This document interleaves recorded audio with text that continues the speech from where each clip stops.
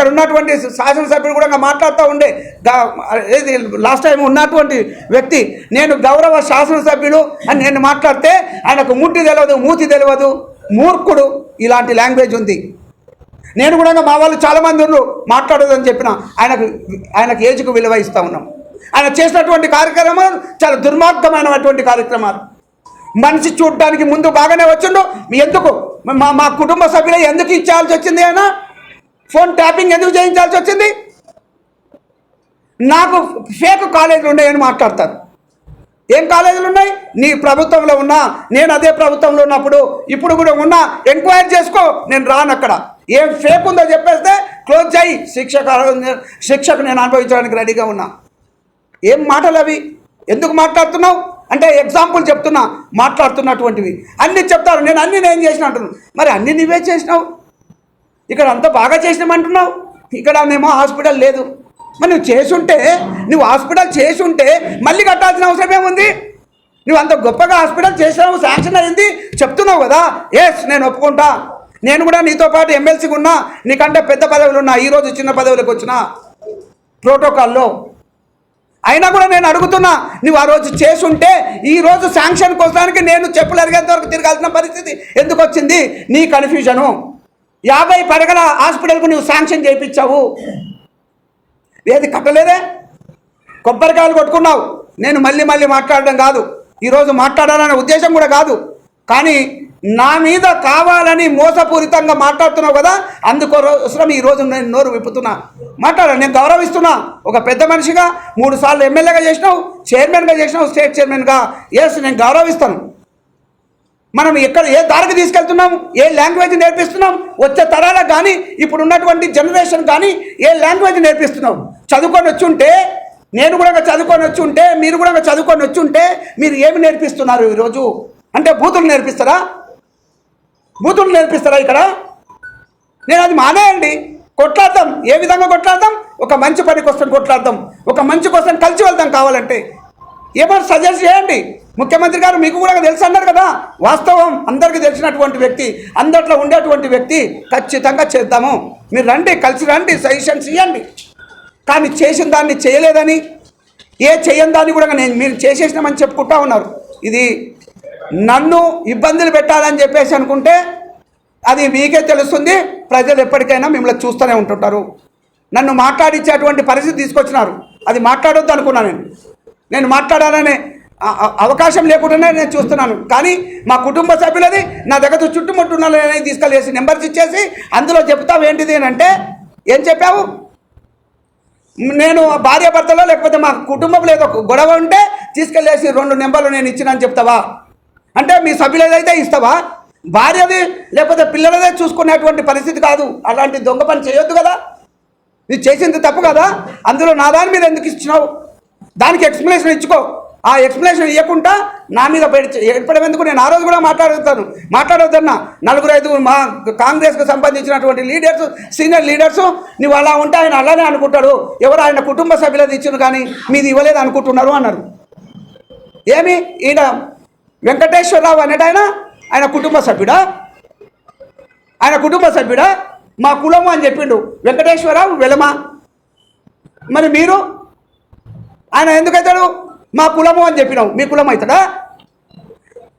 ఆయన రాజురెడ్డి అనేటైనా మీ కుటుంబం అవుతుందా? ఇది నేను మాట్లాడలేదు అయినా కూడా. ఎందుకంటే ఒక పెద్ద మనిషి ఆ విధంగా ఉన్నప్పుడు నేను ఎందుకు మాట్లాడాలనుకున్నా. మళ్ళీ ఏడ కూర్చున్న 4గురితో అదే మాట్లాడుతున్నా. నేను వదిలేస్తా దాన్ని. ఎందుకంటే నేను గెలిచినా అయిపోయింది, దాని గురించి ఎందుకు ఏమి ఇబ్బంది ఉంది అనుకున్నాను. అందుకని గౌరవ మాజీ శాసనసభ్యులకు నేను చెప్తా ఉన్నాను, ఏదన్నా ఉంటే ఈ డెవలప్మెంట్ కోసానికి ఒకసారి ఓడతాం, గెలుస్తాం, 4 రోజులు పదవులు ఉంటుంది, ఓడతాం. కానీ ఒక మంచి కోసానికి ఈ ప్రాంతంలో మనల్ని ఆదరించి మిమ్మల్ని 3 సార్లు ఎమ్మెల్యే చేసి ఆదరించారు కాబట్టి మంచి పని కోసం వెళ్తాం. నేను ఒకవేళ నాకు ఎక్స్పీరియన్స్ లేదనుకుంటే, మీకు అనుభవం ఉన్నట్లయితే ఈ పని కోసం ఇంకా చేద్దాం, చెప్పండి, పోదాం, కలిసి ఉందాం, కలిసి మాట్లాడదాం. పార్టీలు వేరైనా ఈ ప్రాంతం కోసానికి, ఈ కుటుంబాల బాగు కోసానికి, ముఖ్యంగా రైతు కుటుంబాలు, ఎవరైతే బీదల కోసం పనిచేస్తారని చెప్పినారు కదా, వాళ్ళ కోసం పనిచేద్దాం. మీరు సజెస్ట్ చేసేయండి. కాంక్రీట్గా ఉండాలి, కానీ అనవసరంగా ముడ్డి తెలియదు, మూతి తెలియదు, మీడియాలో అట్లా మాట్లాడితే ఎలా ఉంటుంది? మనం ఏం మెసేజ్ ఇస్తున్నాం ఇక్కడ? నన్ను డిబేట్కి పిలిస్తే కూడా ఒక ఛానల్లో నేను మాట్లాడినాను. ఎవరైనా ఉండని, కాంగ్రెస్ అయి ఉండని, బీజేపీ కానీ, అదే బీఆర్ఎస్ కానీ, ఏ వ్యక్తి అయినా ఉన్నా కూడా మనం ఈ సమాజానికి నేర్పేది అది కాదు. మన నుంచి సమాజం నేర్చుకునే విధంగా ఉండాలి. మన సమాజము చీపెట్లు పెట్టేటట్టుగా ఉండొద్దు అని చెప్పేసి, చీకొట్టేటట్టుగా ఉండొద్దు అని చెప్పి మాట్లాడాను. నేను ఎవరిని నేనేమి కించపరిచినట్టుగా నేను మాట్లాడలేదే. మీరు చేయలేదని కూడా చెప్పలేదే. మీకు అవకాశం ఉన్నది, ఆ రోజు ఉన్న దాంట్లో మీరు చేసిండ్రు. మీరు చేయలేదని నేను ఏనాడు చెప్పలేదు కదా. చేసి ఉంటే చెప్పు, పర్వాలేదు. కానీ చెయ్యనివన్నీ నెత్తినేసుకొని నేనే చేసినంటే ఆ గవర్నమెంట్లో నేను కూడా ఉన్నా. ఆ గవర్నమెంట్లో మీతో పాటు నేను కూడా ఉన్నా. ప్రోటోకాల్ హయ్యర్లో ఉన్నా, తిరిగినా. ఆ రోజు ఎమ్మెల్సీగా ఉండి కూడా ప్రజలలో ఇంటింటికి తిరిగినా, గ్రామాలన్నీ తిరిగినా. ఇప్పుడు కొత్త ప్రజలు ఏం కాదు. ఈ 10 సంవత్సరాలు ఉన్నటువంటి వ్యక్తులే ఇప్పుడు కూడా ఉన్నారు ఇక్కడ. కొంతమంది ఎక్కువ అయి ఉంటారు. సో ఏదేమైనా కానీ తప్పు పంతాలో మీడియాకు తప్పుడు సమాచారం ఇచ్చుకుంటూ, ఎందుకంటే మంచి చేస్తే మంచి జరుగుతుంది, చెడు చేస్తే చెడే జరుగుతుంది. అది వారు ఆల్రెడీ చూసిండ్రు.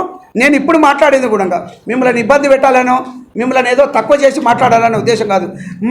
మళ్ళీ రిపీట్ చేస్తూ ఉన్నారు. ఇది దానికి క్లోజ్ చేయాలనే ఉద్దేశంతో నేను చెప్పిన. అది నాకు సంబంధించింది. అందులోనూ ముఖ్యంగా ఫోన్స్ తీసుకొచ్చి మా వాళ్ళని ఇబ్బంది పెట్టి, నన్ను ఇబ్బంది పెట్టేసి చేసినటువంటి కార్యక్రమం కాబట్టి నేను ఈరోజు మాట్లాడినా.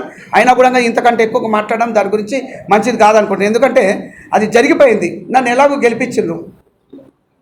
ఎలక్షన్లో ఇబ్బంది పెట్టాలని చేసి ఉంటాం. అది జరిగిపోయింది. నేనైతే గెలిచినాను, సంతోషంగానే ఉన్నాను. ప్రజల కోసం చేస్తాను. మీరు కూడా కలిసి వస్తే చేస్తాను. ఇంకా కూడా ఎక్కువ చేయడానికి అవకాశం ఉంటుంది. మీ మేధాశక్తిని 3 టర్ములు చేసినటువంటి అనుభవాన్ని తీసుకొచ్చినట్లయితే, మన ప్రాంత భాష ఉన్నాడు కాదంటాడా, మీరు కూడా పోయి అడగండి. ఈ పని కావాలి, ఇట్లా కావాలని అడగండి, తప్పేం లేదు. ఇంకా కూడా ఏవైతే స్కీమ్స్ ఉన్నాయో అవన్నీ ముందుకొచ్చి చేయడానికి కాంగ్రెస్ ప్రభుత్వం, రేవంత్ రెడ్డి గారు ముందున్నారు. ఎక్కడ కూడా వెనక్కి వెళ్ళట్లేదు. అప్పుల పాలైనటువంటి ఈ తెలంగాణ రాష్ట్రాన్ని చక్కదిద్దడానికి, అందులో రైతులను బాగుపరచడానికి, బీద కుటుంబాలను బాగుపరచడానికి చేస్తూ ఉన్నారు. ఒక స్కూలు లేట్ అయిపోతే కామెంట్ చేసినారు. ఏంటిది? Young India integrated complex for SC, ST, BC, minorities కోసడానికి ఒకే దగ్గర ఉండాలి అనే ఉద్దేశంతో తీసుకొచ్చినటువంటి కాన్సెప్ట్ను ఒక ఇంటర్నేషనల్ స్టాండర్డ్స్ చిల్డ్రన్కి ఇవ్వాలి, బీద వాళ్ళ కోసానికి, బీద కుటుంబాల కోసం పిల్లలు చదువుకోవడానికి ఇవ్వాలని చెప్పి చేసినటువంటి దాంట్లో ఫస్ట్ విడతలో లేకున్నది.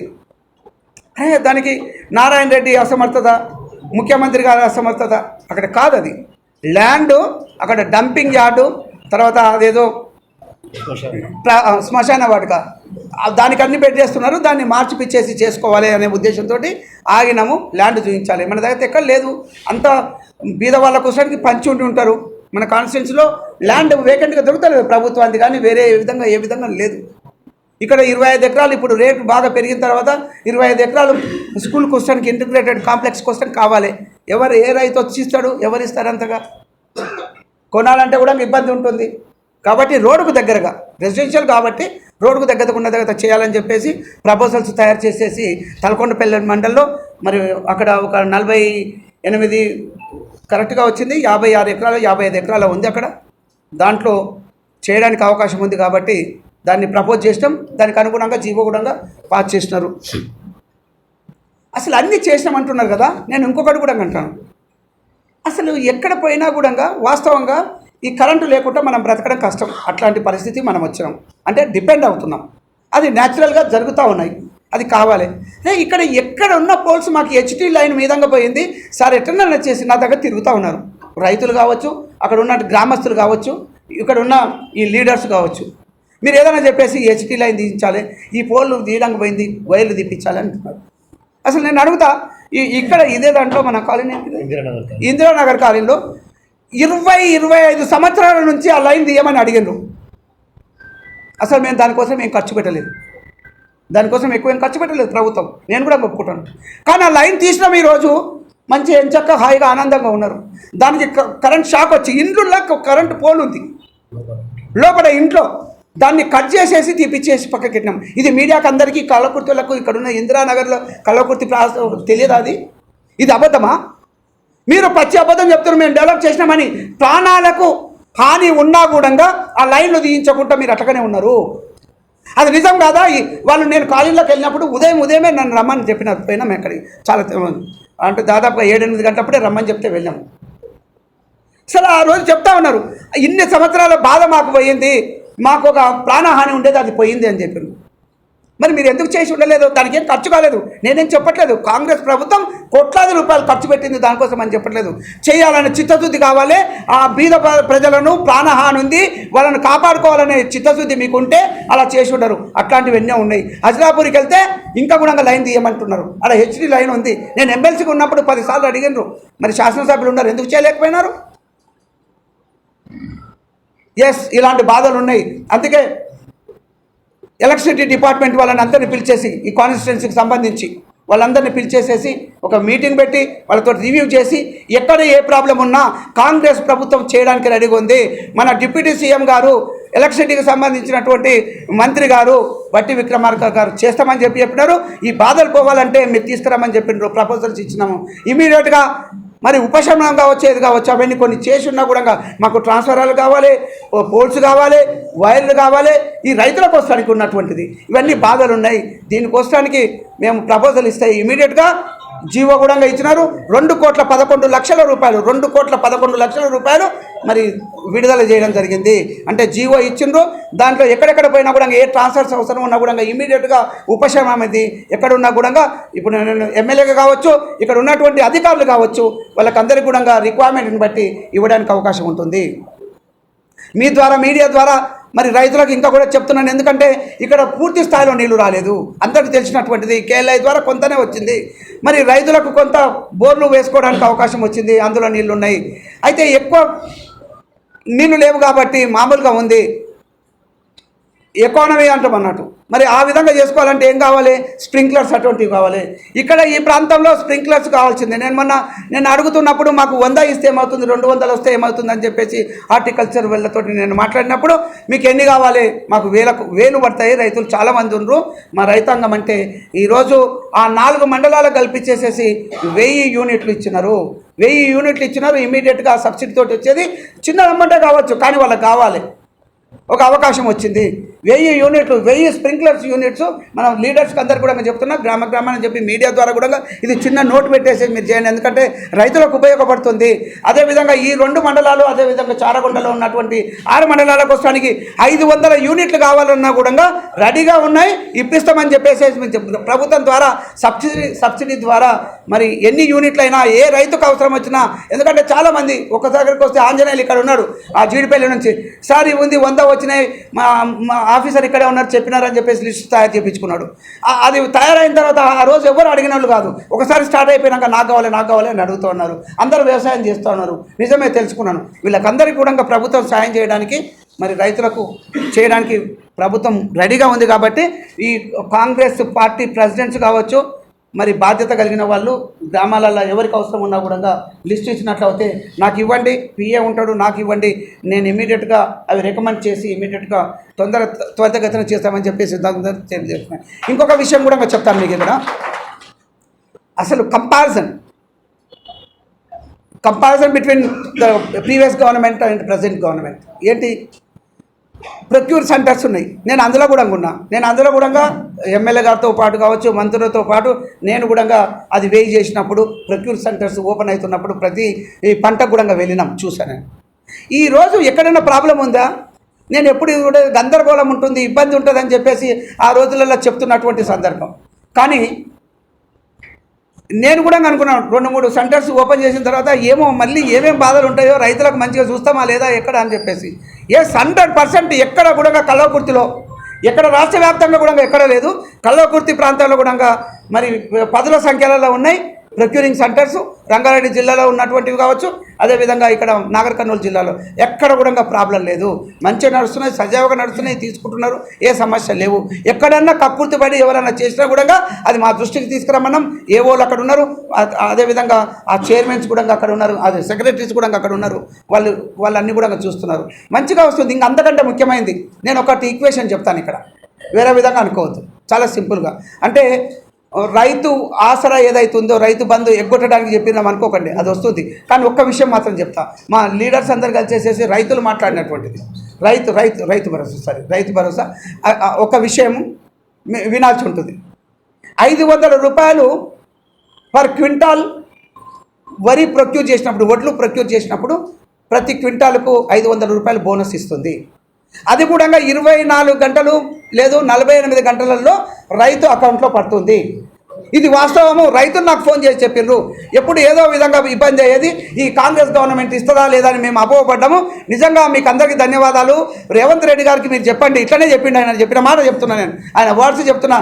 రేవంత్ రెడ్డి గారికి రేవంత్ రెడ్డి గారు ఇప్పుడు చెప్తా ఉన్నారు, రేవంత్ రెడ్డి గారికి చెప్పండి, మా తరఫుకి వెళ్ళి ధన్యవాదాలు చెప్పండి. రైతుల కోసం పనిచేస్తుండు, ఇక్కడంతా కూడా కన్ఫ్యూజ్ చేస్తుండ్రు, సోషల్ మీడియాలో ఏదో పెడితే మేము కూడా అపోహపడ్డాము, ఇదేం గవర్నమెంట్ అని అనుకున్నాం. కానీ నేను స్వయాన నాకు ఇది వచ్చింది కాబట్టి 48 గంటలని నేను చెప్పినాను, కానీ ఆయనకు 24 గంటల్లోనే మరి వచ్చింది. ఈ డబ్బులు వచ్చినాయి ప్లస్ బోనస్ కూడా వచ్చింది. ఒక్కసారి 1 ఎకరాకు నేను మొన్న మాట్లాడుతున్నప్పుడు, ఇక్కడే రైతులతోటి కలిసి కూర్చొని మాట్లాడుతున్నప్పుడు, ఇక్కడ ఈ చౌదరిపల్లిలో వెల్దండ మండలంలో మొన్న ఎప్పుడో కూడా మాట్లాడుతున్నాను, 1 ఎకరాకు వరి ఎంత పండిస్తారంటే 25 క్వింటాల నుంచి 30 క్వింటాల్స్ వరకు వస్తాయి సార్, మరి ఖచ్చితంగా చెప్పలేము మేము అని చెప్పిండ్రు. ఎక్కువ వదిలిపెట్టేస్తే 25 క్వింటాలు సన్న వరి ఒకవేళ 25 క్వింటాలు పండినట్లు అయితే 500 రూపాయలు ఎక్స్ట్రా ఇస్తుండ్రు. 1 ఎకరాలో పండించినటువంటి పంటకు 25 క్వింటాలకు ఎంత అవుతుంది? 12,500 రూపాయలు కాంగ్రెస్ ప్రభుత్వం ఇక్కడికి వెళ్ళి పంపిస్తుంది, బోనస్ కింద ఇస్తుంది. 1 ఎకరాకు ఇస్తున్న అమౌంట్ మరి మీరు ఆలోచించండి. ఈరోజు బోనస్ కింద ఇస్తూ ఉన్నారు, ఇదేం ఒప్పుకోలేదా, ఇవన్నీ ఏమో చేస్తామని లేదా, ఇవన్నీ చేసి చూపించినారు. ఇవన్నీ కూడా వచ్చినటువంటిది చెప్తా ఉన్నాను. రైతులకు ఇది లాభం కాదా? 12,000 ఎకరాకు 12,500 వస్తుంది. 1 5 ఎకరాలు 3 ఎకరాలు వేసుకున్న వాళ్ళకు దానికి మల్టిపుల్ అవుతాయి కదా. సో ఇవన్నీ చేస్తున్నా కూడా సోషల్ మీడియాలో వాళ్ళు పెట్టి హంగామా చేస్తూ ఉన్నారు.